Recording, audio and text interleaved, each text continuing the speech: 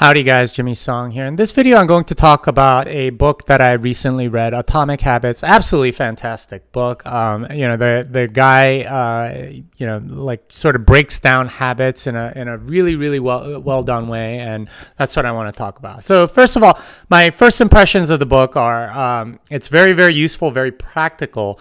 A lot of it is, I likened it in a tweet I wrote recently. Like, if you want good habits, you want really good UX around it, user experience, right? You want it to be really easy. You want it to feel good. You want it to be something that you can get started on very easily. With bad habits, you want the opposite. You want a terrible user experience. So one of the tips that he put into the book is, if you want to stop watching TV, unplug the TV every time you stop watching. That way, you have to take that extra step of plugging it in before you can watch it. You don't want to make your bad habits really convenient. And that's a really big insight for me, because like making good habits easy, making bad habits hard, it's common sense.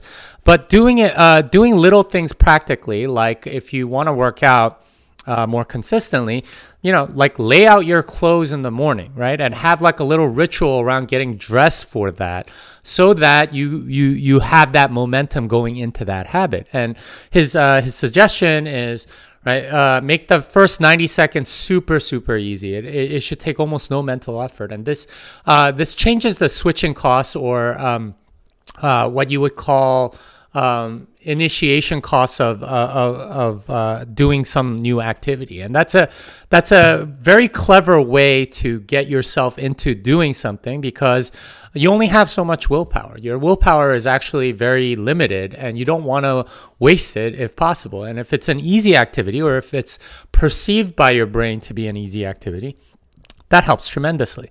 Another thing that really struck me about the book was the final part of it, which establishing a habit, which is to give yourself a little bit of a reward at the end of doing a habit, as a way to encourage yourself to continue doing it. And this is, again, radical common sense. It's you'll do more of that which feels good, and if you don't feel good about doing a habit, then you're not going to do it. So that's something that you can encourage in yourself if you give yourself a little bit of a reward, a little bit of a treat. Maybe after you go on your run, you take like a nice warm shower that you really like or enjoy doing. Maybe you allow yourself to browse sports or something, or watch a YouTube video that you've been meaning to, or something that you enjoy. The problem is, most of the time we just do what we want anyway, and all of these like reward mechanisms are something that we just constantly feed ourselves with, and those end up becoming bad habits. So by sort of doling them out a little bit and sort of stopping yourself from doing a lot of that stuff, it helps a lot. It helps a lot. So one of the things that I've done is I've made it so that I can't visit sports websites from my main computer. I have to check it on my phone, which is like actually a terrible user experience. Talk about bad UX. Most websites are terrible on the phone.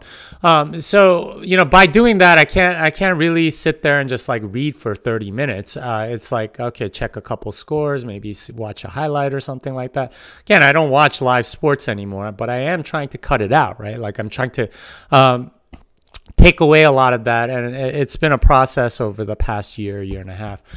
So that's another way in which you can sort of slowly get yourself to the point where you want to. I'm trying to like combine it with some of my other habits, including like eating good steak and things like that. Right now I have a rule: if I don't work out during the day, then I can't eat that day. Like a pretty simple rule.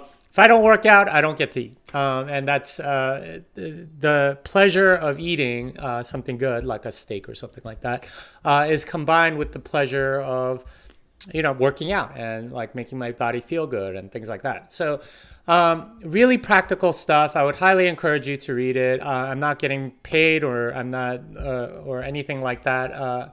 I just thought it was a fantastic book that a lot of people should read. Anyway, hope that helps you. This song is done.